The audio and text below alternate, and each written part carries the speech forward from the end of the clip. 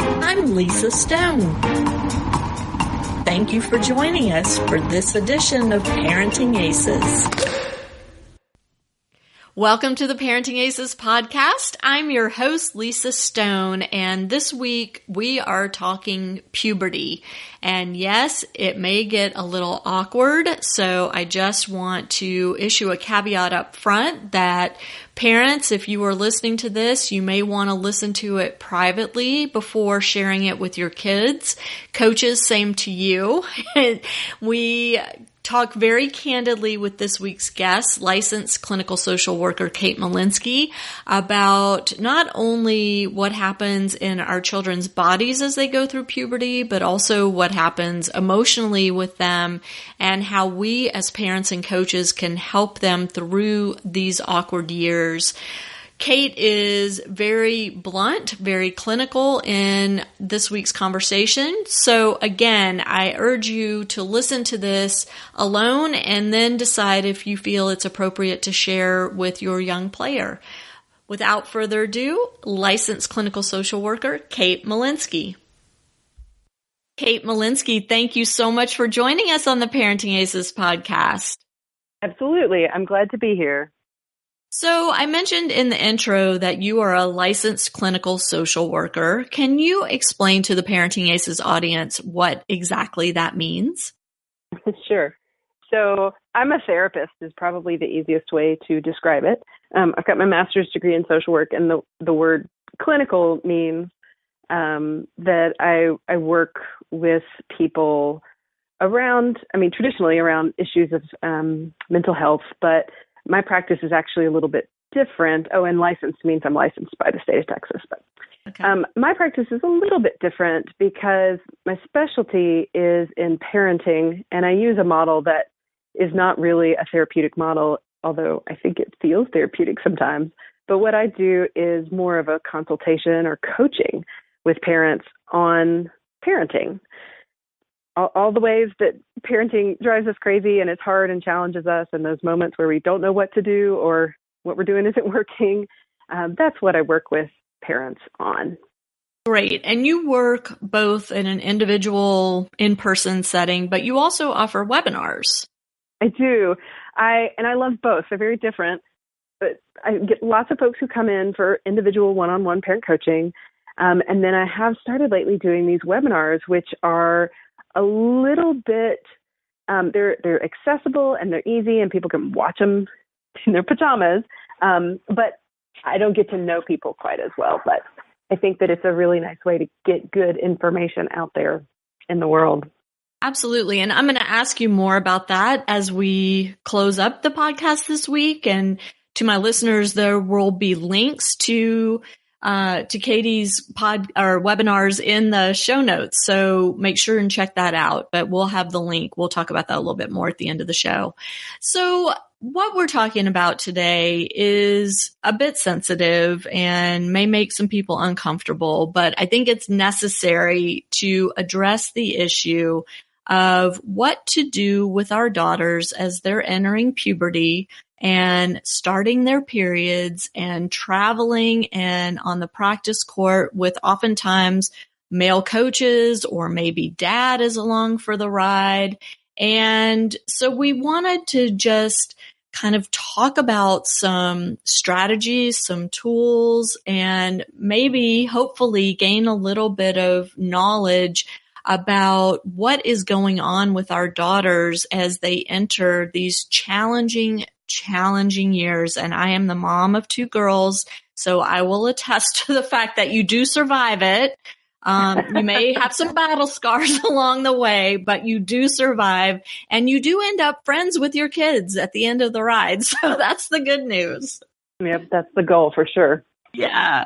So let's start out by talking about how we parents can work with our daughters' coaches to help kind of navigate through some of the issues that seem to rear their ugly head during puberty. And puberty, let's face it, is starting younger and younger in our daughters. I mean, I know some girls that wound up getting their periods as young as 9 years old, which just it's crazy. Well, Gina, that actually reminds me that for many of us moms, one of the things that's most helpful to start with is to get reminded of what puberty is, what it isn't, and when does it start. Because I think most of us, we remember when we got our period. And so that's kind of what we think of puberty as. But that's actually only one part of it. And it's not the first part. And what I'm talking about here is physical changes, the body's physical development as you go through puberty and adolescence. And one of the things that happens first for girls is not getting your period. It's the development of breast buds, which, and I'm going to just say all the words here. Is that okay, Lisa? Absolutely. I'm the warning is out there. So yeah, I think the best way to have this conversation is just to have it honestly. So yes. Well, and I totally agree. So, okay. So here's the deal. Breast buds are when a young woman's breasts start to change. And the thing that happens first is her nipples are going to get a little bit larger, maybe a little bit darker. They change in color.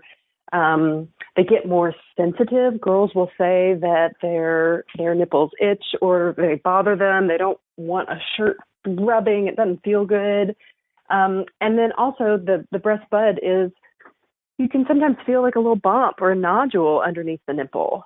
And that is typically, that set of changes right there, that is typically the thing that happens first for girls. And now everybody's body is different, but sort of your average age to start the puberty process is 10 and a half. And, that's like, what is that?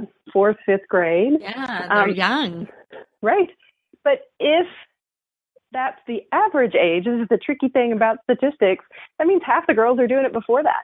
There's actually a medical study in the journal Pediatrics that cited 25% of girls in the 3rd grade had started the puberty process. So, like when I think about when I started my period when I was young, I was not in 3rd grade. And that is not when I was expecting it for my daughters. But that's not the first thing that happens. And so it's really important that we recognize that this puberty process, it's actually several years. And menstruation or getting your period is a big part of it, but it isn't the first part typically. And it's the things that happen first are also important and significant to girls. And they also need our support and education around those as well. Well, and that just makes me think about this whole issue of, with tennis, especially if there's sensitivity in the breast area, that can be magnified as you're running around a tennis court and swinging a racket. And so being alert and aware of these things going on with your daughter and I mean, how should the conversation go? If your daughter doesn't come to you and say, Mom or Dad, I need a sports bra or I need a bra because, I'm starting to get boobs and, right. it's showing through my dry fit shirt and everybody's making fun of me. There are a lot of girls that aren't comfortable having that conversation with their parent. So how do you suggest we address that with our daughters? So I love this question. And I also will have to try really hard not to fill up the rest of your podcast answering just this one question. Okay. Well, even if this is all we get to, we can always do a follow-up. There you go. Okay. So in a nutshell, what we're trying to do here is we're trying to parent our daughters so that they feel supported and they have a better experience. And when opportunities or challenges come up, they make good choices, they make healthy choices, and their lives, she does the right thing. And we take good care of them. Okay. So the thing is, the way we get to that goal is we start earlier creating the kind of relationship with our daughters where they know they can come to us with this stuff.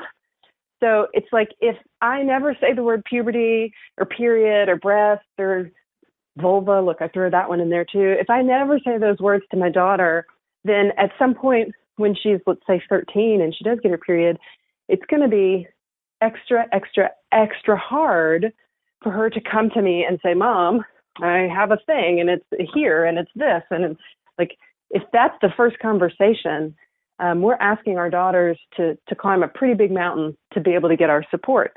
And so what we can do to help them with this is to start earlier. So we can use those anatomically correct words to describe their body parts. Nobody makes up a name for elbow. So, right. in the comfort and safety of our own homes, we can use the proper terminology to describe our body parts.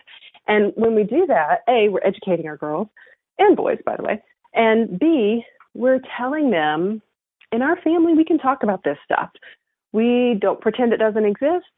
And although we may say this is private and we're not going to, talk about it at the grocery store, but we can talk about it. And I really want kids to get that message from their parents, because puberty will happen and things will happen, problems will occur. And if they know they can go to their parents for support because their parents have talked with them about these and related topics all along, then it's easier for kids to go get the good, healthy support from their parent when the time comes. So anyway, I couldn't do it. I couldn't say it in a nutshell, but long story longer. If we start talking to them early and we use appropriate body names and we say things like, when you go through, girls go through puberty when they are older, maybe middle school. If we look for opportunities in the previous 10 years of their life to toss in words and concepts and ideas, just little tiny nuggets of information or vocabulary words, we're creating the kind of relationship with our daughters and sons where they do know they can talk to us about this stuff and they can come to us with their questions and problems. So hopefully by the time they're, 12 or 13 years old and they're getting their period for the first time, they know what puberty is. They know what their period is. They know what a vagina is. They know a pad and a tampon because they've heard us mention it or we've talked about it for a long time. Right. But let's get back to this issue of the bra, because given that the breast buds are kind of the first stage of puberty, that may be the first situation where you're having to have kind of a bit of a challenging conversation with your child, because you may have a daughter who doesn't feel comfortable in the fact that she's developing breasts, doesn't want it to happen, so tries to hide it. B, she may be in a school situation or a training situation or another social situation where she's being teased, because if she's an early developer, right? I mean, I have vivid memories of the middle school gym locker room, and they are not good memories. And so if she's not coming to us because she's embarrassed or uncomfortable about what's happening in her body, even though we have followed your advice and had these conversations, what's the best way to bring it up? Because it's for their own good that... Absolutely. Well, so I think what I like to do is I look for these sort of quote unquote teachable or talkable moments. And let me tell you what not to do. If I say, hey, honey, come here, we need to talk about covering your breasts. Let's have a serious conversation about that. That's just going to go in the pile of miserable, torturous memory experiences. So what we want to do is we want to look for a moment in real life where that conversation is a natural segue. That is a natural part of what would already be going on and being thought about. So for me, when I'm thinking about like parenting my daughter who's an athlete, I would say, hey, looks like you need some new, dry fit shirts. Let's go to the store. And while we're shopping, I might pick up one or two of the preteen sized girls' bras and say, hey, a lot of girls your age I've noticed are wearing these. Do you want to try one on? See what you think? And just sort of bring the equipment into the room, so to speak, and see if that sparks a conversation. That's a good one. I like that. Awesome. Yeah. I think you can also, I'm a big believer in letting kids have a lot of say over their bodies. And so if my daughter is telling me through either words or actions or both that she's not really comfortable with this and she's not ready for it, then I'm going to try to take a low and slow approach to getting her to accept this. I'm not saying I won't do it. I'm saying low and slow, because I want to honor where she's at while I am trying to get her to grow, so to speak. So if she doesn't want to do it, I'm not going to force her to. I'm going to bring it up casually every once in a while. And then I'm going to point at the bras. I'm going to say, how's that? For myself, I've got a couple of athletic tank tops that are a bra and a tank top all in one, and it's just got a little lining. I might point at something like that and say, hey, I know that you said you didn't want a bra yet. What about something like this? I wonder how that would feel, because it's got that extra layer. Things like that are not overbearing, they're gentle, and they're respectful of if she wants it or doesn't. And then I would say, on the flip side of that, of course, then there's always that kid who is in first grade and comes home and says, all the other kids in my first grade class are wearing a bra, Mom. Can I have one? And right. That is a scary experience. But I think it's also pretty normal and appropriate for kids to be curious about putting the things on that older kids or grown-ups wear. And it's okay to let them have a little experimenting with things that won't hurt them. Mm-hmm. Interesting. Well, and I suspect too, for the girl that isn't comfortable with what's going on, sadly, but maybe helpfully, a lot of times her peers are going to push her to the point where she just has to deal with it, right? I mean, exactly. Kids can be mean, and they tease and they say things and make you uncomfortable. And so sometimes it's kind of a desperation move, which, I mean, it's a terrible thing to think about, but it does happen. There is also a middle ground that isn't quite so bad as that. And I agree with what you said, but there's like a stage before that, because when kids are going through adolescence, their normal development has them start to be more interested in what their peers are doing than what their parents are doing.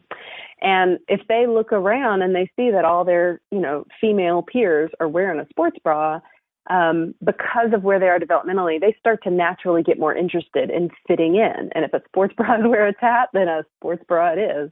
Yeah. So, you can also facilitate that a little bit by noticing what people are wearing and saying, I know Shannon, a really cute bra. I wonder where she got that. Yeah. You want to get one of those? Shall we go shopping? Do you want to try it? Do you want to just have it in the drawer in case you ever change your mind, or you're in a situation where you might want to have one? It might be nice to already have one ready, even though you're not choosing to wear it yet. All the flexibility of the world. Yeah, I like that. So does that mean that I'm not supposed to just go out and buy it and stick it in her drawer without her consent? That would not be my favorite option. Because, I mean, I think when a parent does that, they are trying to take care of their kid, and I have deep respect for that. But I do think that we can go up a notch in parenting skill level there, and we can look at this as an opportunity to have a connecting and an important conversation, connecting and educating conversation with our kids. So it isn't just a secret thing that we feel embarrassed about, so we don't talk about it and I stuff it in the drawer. It's, hey, this is normal. Everybody's body goes through this. I did it. Yours is gonna. All the other kids are. Come on, let's go get your bra. Right. I love that. It can also actually be really sweet, like for us anyway, the moms.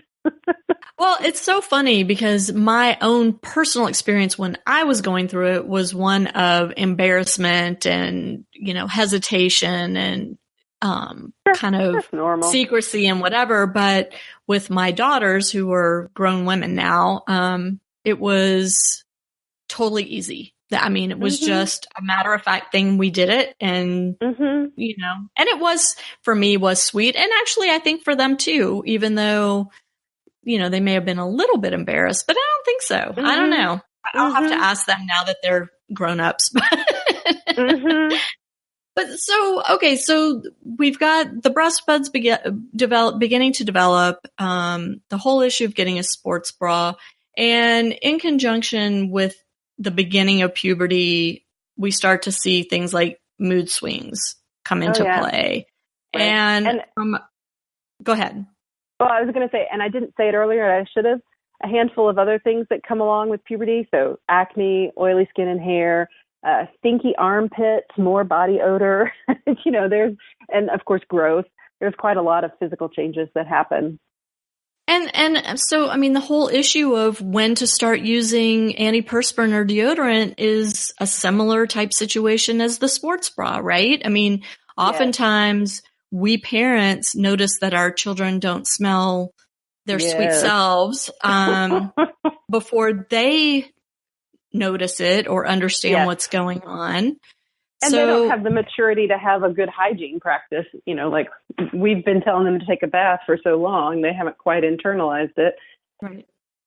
So a similar thing. And I'm thinking, the coaches may notice it actually even before we parents do.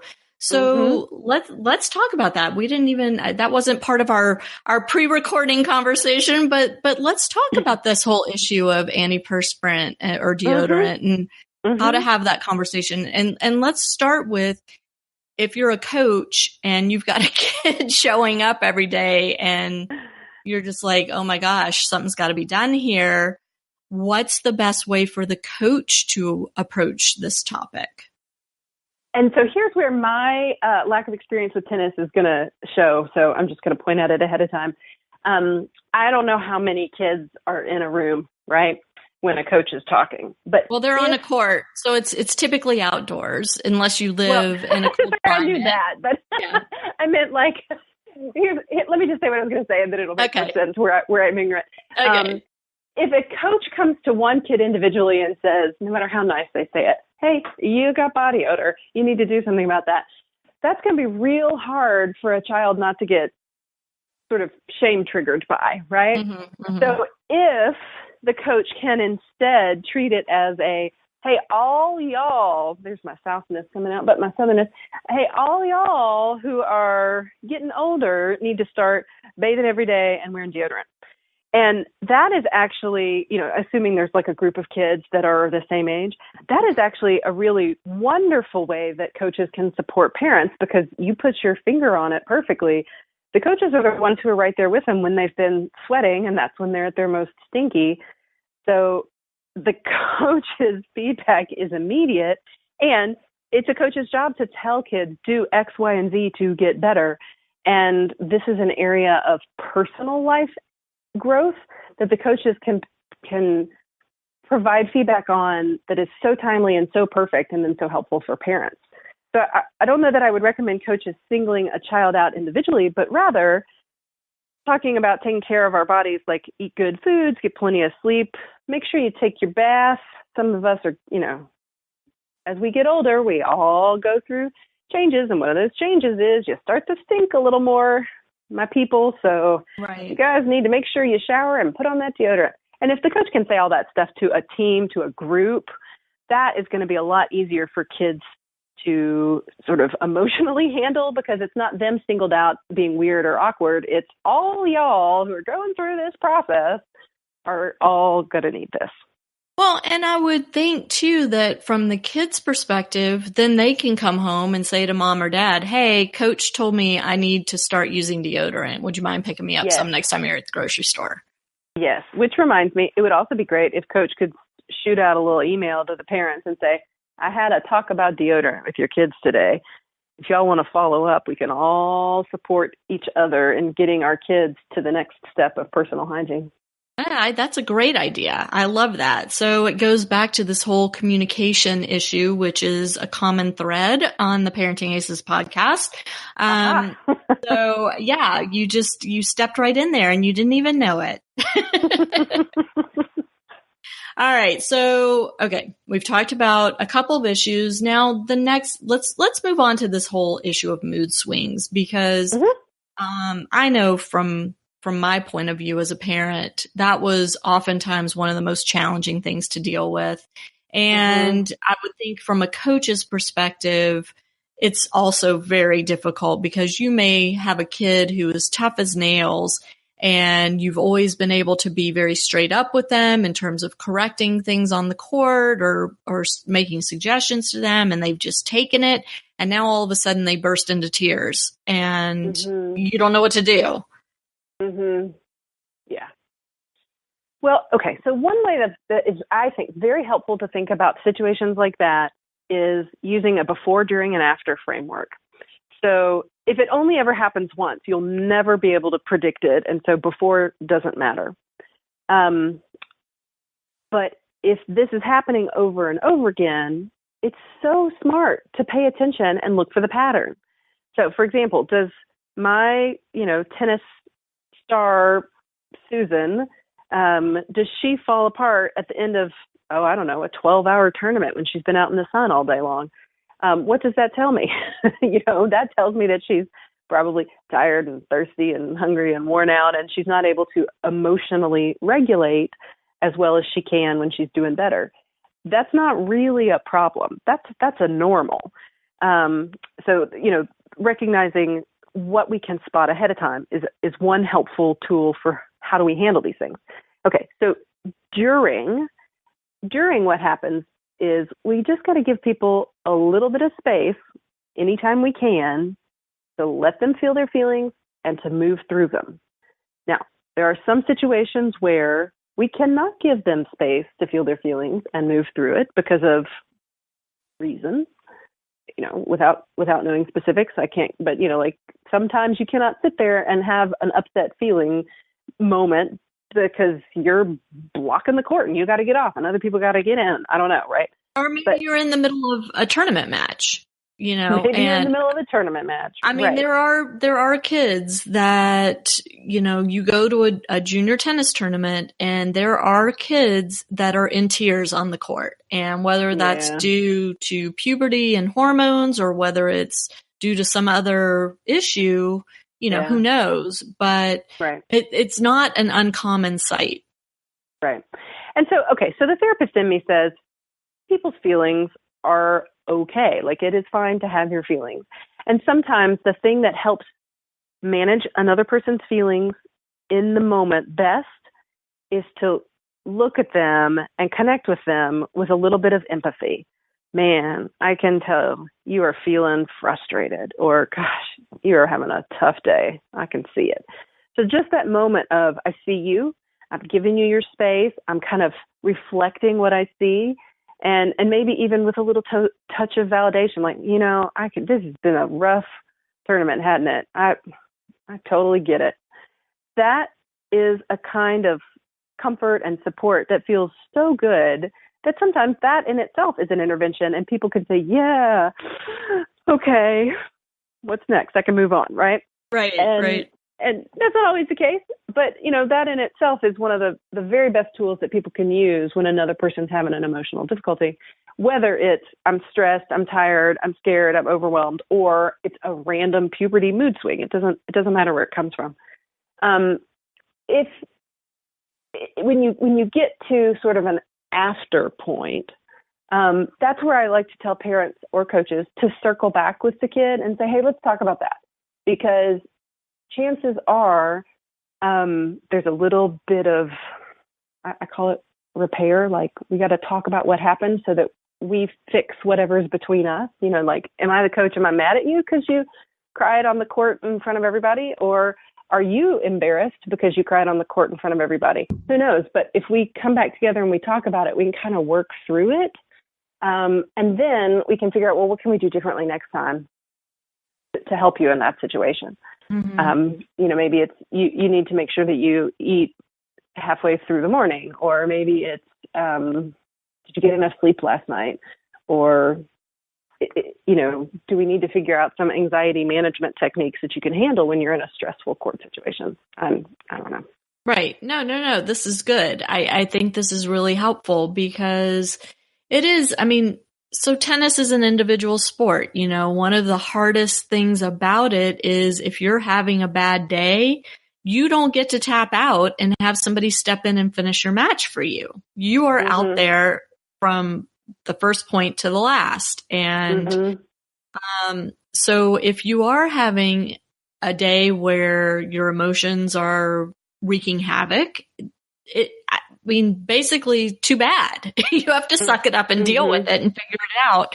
And as a parent watching a child go through that, it's super, super challenging. And a coach is the same way, though they may not have quite the emotional connection to the player that the parent does. But a lot of coaches do. I mean, there are some coaches out there that, they feel what their players feel. So, I don't want to say that that's not the case. You just said something that I thought it kind of triggered a thought in me, which is, for me as a parent, or I'm imagining for a coach, watching my player falling apart, I'm going to feel pretty anxious and uncomfortable, and I'm going to want to go help them fix it, right? I'm going to want to do whatever I can do to help them get themselves back together. Would you say, like, suck it up and move on? Yep. I'm going to want that for them. And every once in a while, that's the right thing to do, but it is not always the right thing to do, because if I'm a player, let's say that I'm the 13-year-old tennis player on the court, and every time I start having a hard time, my coach or my parent comes in and distracts me or tells me a funny joke or grabs me by the shoulders and says, you've got to suck it up, you've got to do this. If every time I do that, if every time I have a hard time, someone does that for me, it's their skills at managing emotion that are fixing where I'm at. And one of the things we want to do if we're going to raise independent adults is we've got to let kids fail. So if where I'm at as a player is when it's a tense competition, I fall apart on the court and I cry, you got to let me cry on the court enough times and then, take care of me ahead of time and afterwards and circle back and talk about it and help it be a growth experience. But I've got to have that failure in order to learn how to not have that failure next time. Right. Well, and another difficult piece of the puzzle in tennis is coaching is not allowed during tournament play. Oh, so, well, no. So, I mean, there are parents and coaches who try to circumvent that, and hopefully they are discouraged from doing so. But it is a very helpless feeling to be on the sidelines watching your child go through something like that and know that the rules prohibit you from interfering or, like you said, fixing it. So this is another kind of perk of tennis that also is a tough thing about tennis is our kids are forced to deal with the situation unless, of course, they go to an official and tell them they're defaulting the match, which most kids are not going to do that if it's an emotional, they're just losing control of their emotions. They're not going to default because of that.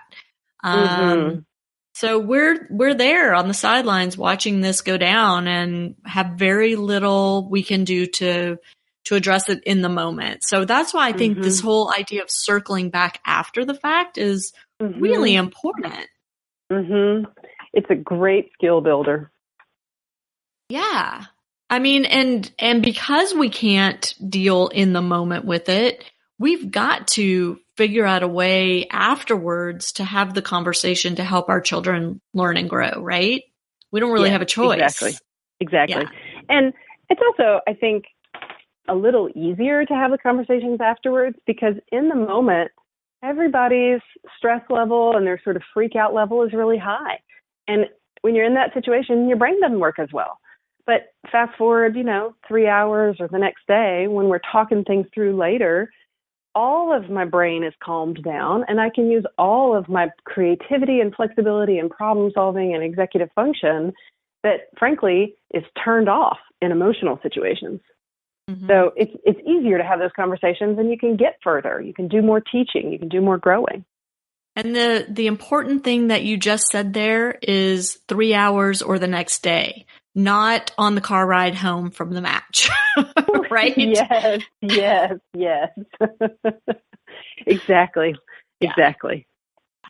All right. Well, I'm loving this conversation. Okay. So let's move on. And our daughter is playing in a big tournament and realizes partway through the first set of the match that, oh my goodness, I've gotten my period. What do we do about that? I mean, some of the officials at these tournaments, well, a lot of the times the officials are retirees and they're male. So I don't know how comfortable a 12-year-old is going to be going up to a 75-year-old man and saying, "Excuse me, sir, I just got my period. I need to have a bathroom break." You know? I'm feeling for that kid. Right. Yeah. I mean, it's brutal. So what do we do? How do we help them through this? Well, okay. So one of my sort of rules of thumb that I talk about with parents is, if you can't protect, equip. Okay. So if we can't protect them, our kids, from any of the crummy situations of the world, and of course, ultimately we cannot, then we equip them to deal with it themselves as best they can. So one of the things that grown-ups are really good at is we're really good at seeing into the future and predicting what could possibly go wrong. So that's what you're doing right here. You're seeing a potential place that could be hard for a kid. So I would want to have a conversation with my daughter. You know, I don't know if I would necessarily have it before her first ever period, although I might, but who knows.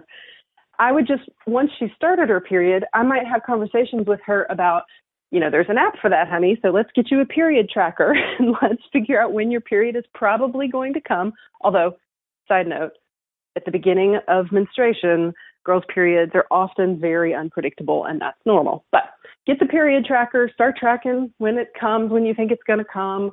And then if you think you're going to start your period during a tournament, let's sit down and talk about it ahead of time. And if sitting down and talking with me about this is too much, then maybe I send you a text, or maybe I leave you a note, or I mention it once and then I walk away and then I bring it back up later the next day.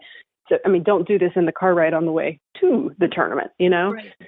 And the idea is we're going to use our, you know, superior executive functioning to help our daughters identify a potential difficult situation and to think through how they would like to handle it and to make sure that they're equipped to do it however they want. So like, if what I want is to take a risk that I won't have to do anything, and worst case scenario, I have to go talk to the retiree, if that's what the 13-year-old wants, okay, fine. Then maybe I have a short conversation with her about, well, what are you going to say, right? What are you going to say? I have female problems, and maybe that's all you got to say and you can go. Or maybe she's going to have to say, I think I have started my period, and can she say that to somebody? So I might help her through that. Or maybe she doesn't even want to do that, and she's like, I think if I'm going to I might start my period. I mean, they've got to have access to a bathroom, right? Yes. So, okay. So she takes all the supplies with her, and in between her matches, if she feels the cramping, then she can go and take care of business in the bathroom in between matches. And the way that you've helped her is by identifying, A, that might happen, and B, let's think through what you would do if it did, and C, let's make sure you have the actual equipment to do it. Right. What do you think about that? No, I think that's great. You know, and I think making sure that she has the quote equipment is the key there. And it's just like anything else that your child keeps in their tennis bag. I mean, my son used to have to keep all sorts of anti-cramping tools in his bag and blister care tools in his bag. You know, that was just, it stayed in there all the time. And, you know, before we left town for a tournament, we made sure that those items were in good supply and he had access to them. So the same thing with pads and tampons. I mean, you just have to make sure you have them and that she keeps them in her bag and has access to them if she needs them. I'd add to that list, you know, what you just said, pads and tampons, I'd add to the list an extra pair of panties, an extra tennis skirt. And I'll also throw out there that, you know, young people these days, I've heard that a lot of them are trying those panties that absorb menstrual fluids. Oh, I haven't heard about that. Okay. Interesting. I'm trying to think of the name of them, and it would have been smart if I'd done that ahead of time. That's all right. We can Google it. I'll Google it and put it in the show notes, but yeah.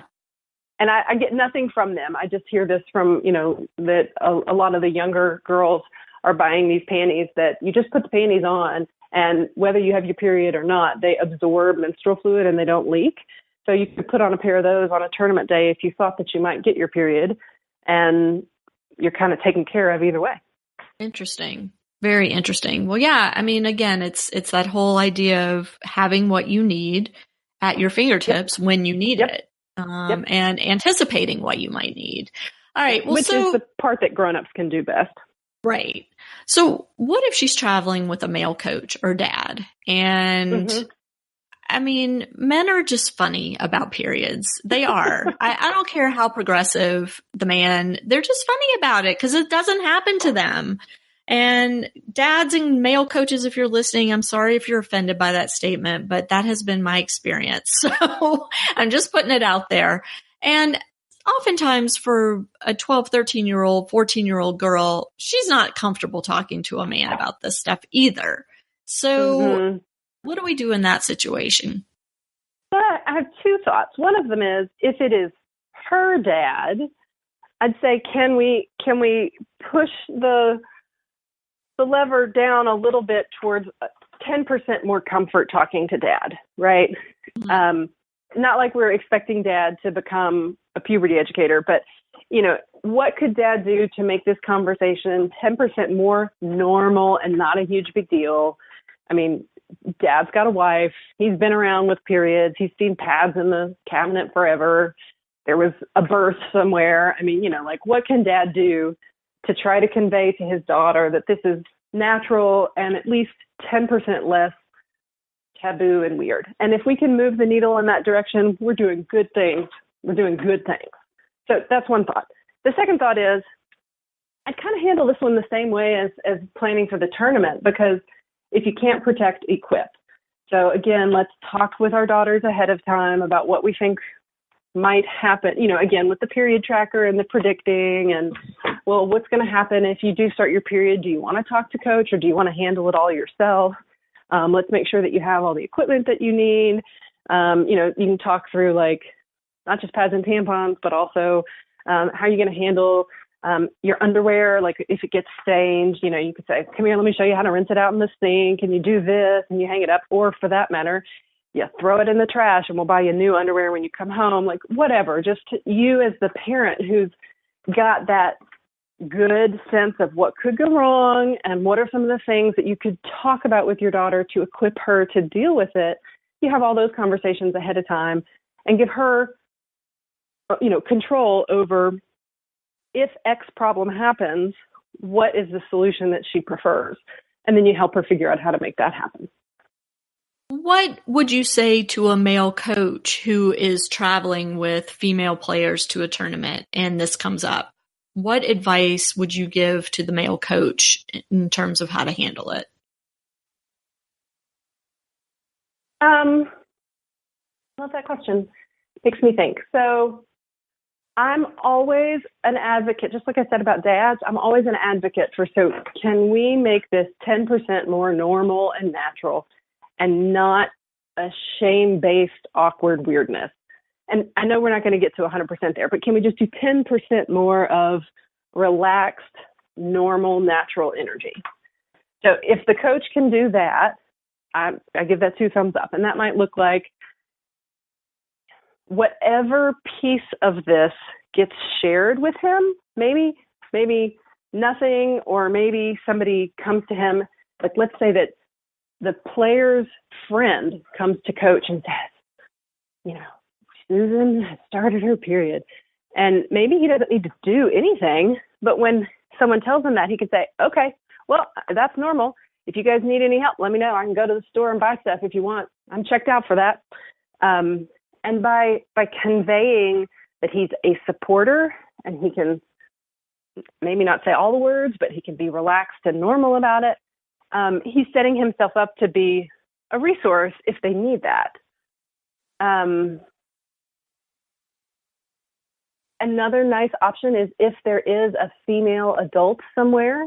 I mean, chances are that's the person who will be getting all this information anyway. Right. We'll just leave the man out entirely. But he can say, hey, if you want to talk to, if it's something you don't want to talk about with me, if you need a woman, there's this person here, and I know that she'd be glad to help you. I can go and ask.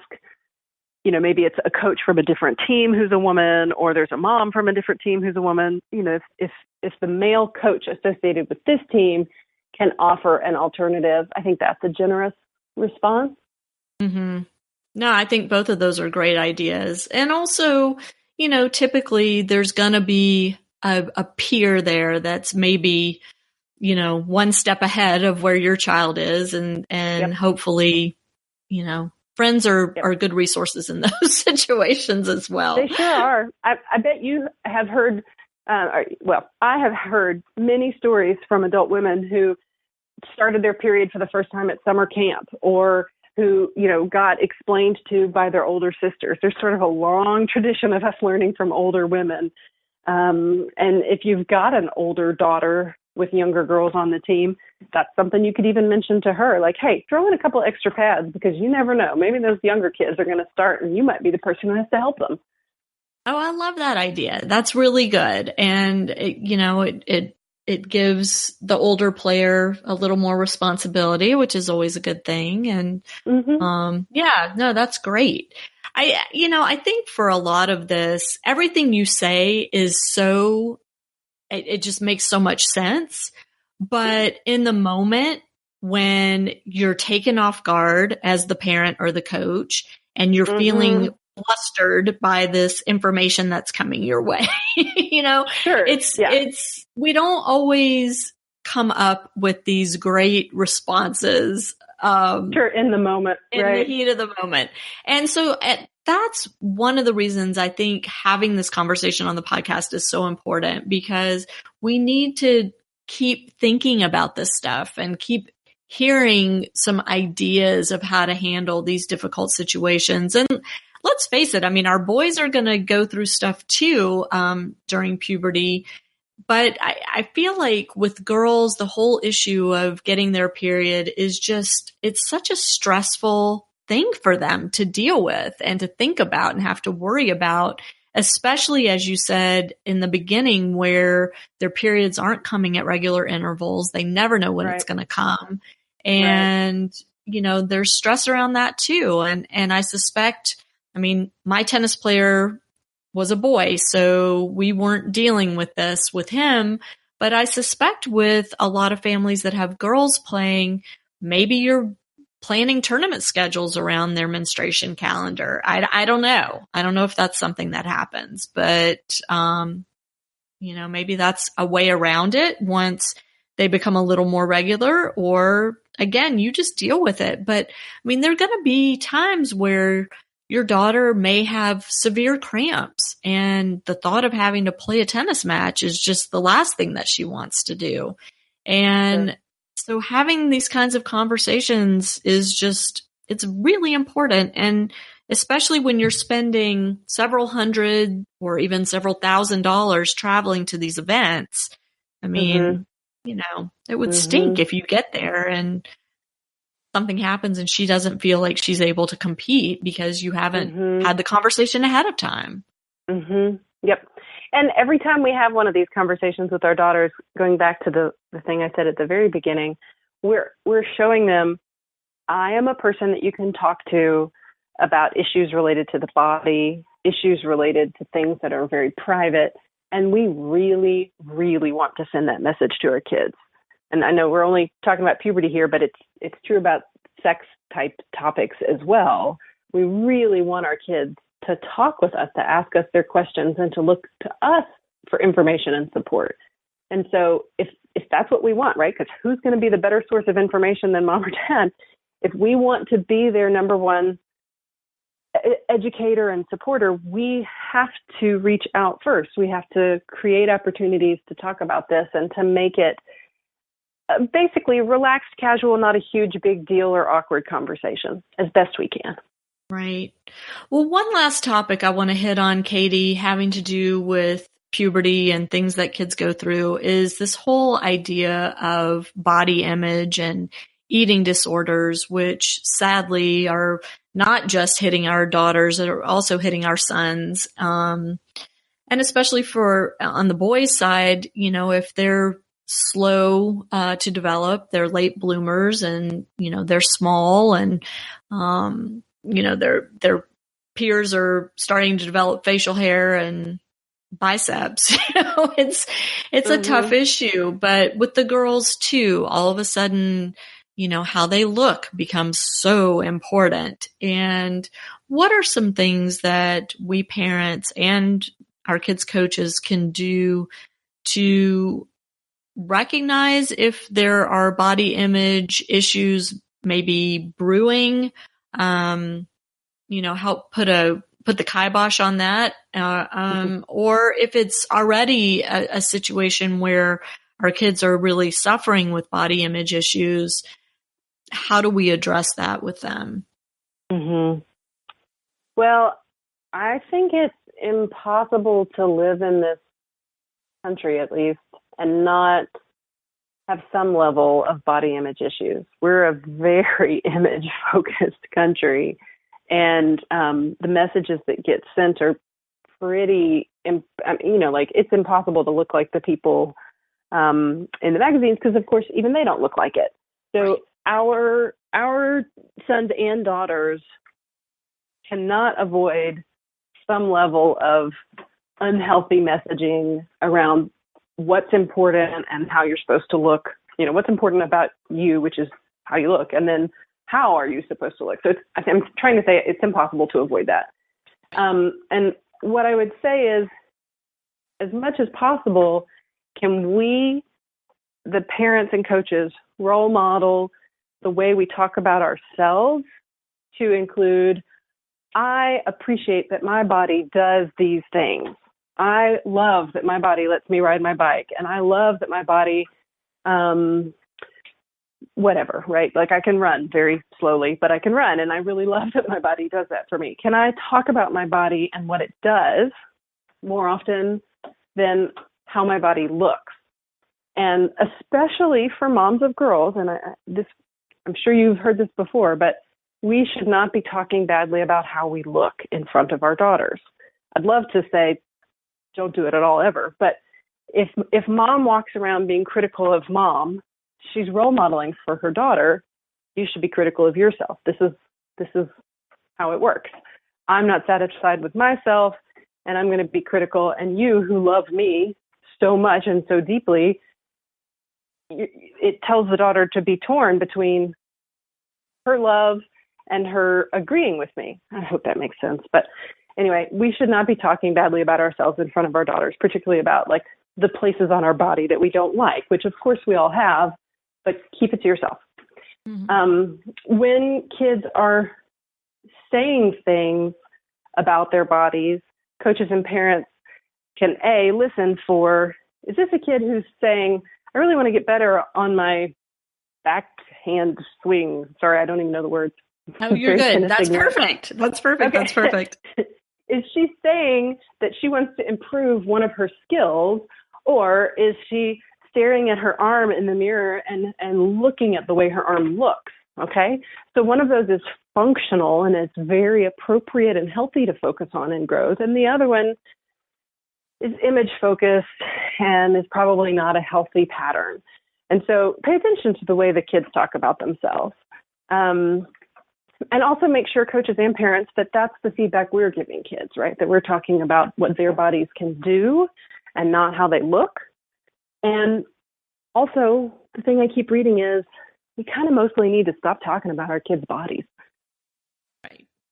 But, I mean, there are situations where, let's face it, when the hormones start changing, some girls end up putting on weight, just as a function of their metabolism's changing, their hormones are changing, and that additional weight, right, it's normal, but it also can impact their performance in their sport. So if putting on 10 pounds makes little Susan slower around the tennis court, she's not going to be happy because her results are going to go down.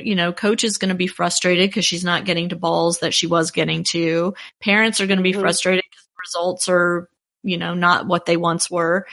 So it is an issue that needs to be addressed, but there's a healthy way to address it and a really unhealthy way to address it, I would think. Mm-hmm. And this one, I love this topic. And I guess one of the things I'm going to have to say here is it's very kid specific. So it's hard to give general advice about this. My general advice would be being 10 pounds over where you should be in our culture is such a triggery thing. It comes with so much shame and blame that my general advice would be, I don't think I would talk about that. Now, some kids, even in adolescence, maybe, the sort of very focused athletes, they might be able to handle getting some feedback about their weight because they really are performance-based. Mm-hmm. But if this 5 or 10 pounds, whatever it is truly that sort of normal, adolescent pudgy thing that quite a lot of kids have, it's not really something that they need to do differently. It's the result of where their body is developing now. And 2 years from now, they'll just have gotten taller and they'll stay the same weight and they'll be fine again. So I tend to say, as a general perspective, let's focus on what our bodies can do and how we can help our kids improve what their bodies do, and not so much on image or even the number on the scale. But also what can happen is once they do go through that growth spurt, let's say, they grow 2 inches in a short period of time and all of a sudden they're tripping over their own feet. They don't know where their body is in space for a little while, while they're adjusting. There's a lot of awkwardness that comes during those developmental years. And again, if you're an athlete and you're looking to continue to improve at your sport, you're going to get frustrated as an athlete. The coach can get frustrated and the parent can get frustrated unless they have this knowledge that you're sharing with us, that these are all normal developmental stages that our kids go through. And therefore, we may need to adjust their competition schedule. Maybe they're not playing so many tournaments. Maybe they play school tennis and just have fun with their tennis for a few months while they get used to this new body they're in. Or, maybe we use this as a time to develop a new stroke and forget about competition, right? I mean, there are ways around it, like you said, without having to address the specific body change and shame them about their body. Right. And I loved what you said. Just have fun with your tennis for a little while. I wish that every adolescent on the planet, and the word, we would shift out what the word is, but just have fun with this for a little while is, such a good experience for adolescents. Whatever it is that they're doing and working hard at, to stay in touch with what they love about it and what's fun about it is so healthy and good. Absolutely. And hopefully will help prevent burnout, which is so common as they're going through all these changes too. Yeah. Well, Katie, is there anything else you want to share with us? I promised at the beginning we would circle back to your webinars. So maybe you can tell us some specific topics that your webinars address and specifically how people can find you. Sure. Thank you for that. So I welcome people to visit me on my website. It's KatieMalinski.com, KatieMalinski.com. And for people all over the world, I have started a series of webinars on parenting topics. The one that I have available right now that's most relevant to our topic today is called Beyond Birds and Bees. And that's childhood sexual development and how to talk to your kids about sex. And I did one recently on a totally different topic. It's talking with children about race, and that one was really cool. I've got one coming up next month called Keeping Kids Safe. And the idea there is, of all of the things that we as parents worry about that can harm our kids, what's the smart way to keep them safe? And then I think beyond that, I've got one about divorce. So anyway, once a month, I do a webinar. They're recorded, they're live, but then they're recorded so people can watch them anytime. And I would love it if your listeners would check those webinars out and tell me what they think. Fantastic. And, just kind of as a follow-up to all of that, bookmark Katie's site, listen to the webinars, but also if there are topics that my listeners would like to hear from Katie on, you can email her at, what's your email address, Katie?